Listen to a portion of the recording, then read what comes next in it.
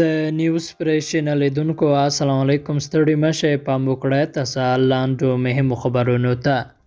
د کابل په پلوخشتي جومات کې چاودنه شوې ده. د کابل ښار پلوخشتي جومات کې چاودنه شوې ده. عیني شهیدان ویلي چې چاودنه د ماسپښین د لمانځه پر مهال د جومات په منځ کې شوې ده. د کابل د امنیه قومندانۍ ویاند خالد زدران پیښه تایید کړې. ویلي دي چې د پلوخشتي جومات منځ ته لاسي بم غورځول شوی دی. هغه ویلي چې په پیښه کې 6 تنه ټپیان شوي او په تړاو یو مشکوک کس نیول شوی دی. بل ورته د بشري حقوقو څار ډله وایي اسلامي امارات ژر تر ژره د نجونو ښوونځي پرانیزي. د بشري حقوقو د څار ډلې چارواکو ویلي د میلیونونو افغان نجونو د زده کړو پر نامعلوم برخلیک اندېښمن دي.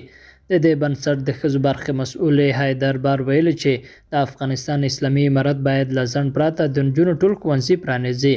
بار زیاته کړې افغانستان په نړۍ کې یوازینی هیواد دی چې نجونې پکې د خپل جنسیت له کبله له زده کړو محرومې دي.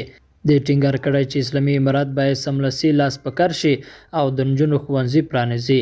د افغانستان اسلامي امارت تیر کال په ځلونو ژمنه کړې وه چې د نوي کال په پیل کې به د نجونو ټول ښوونځي پرانیزي، خو په وروستیو کې خپله ژمنه ماته کړه او تر 6 ټولګي پورته یې د ښوونځیو پرانیسته تر بل امره پورې وځنډوله.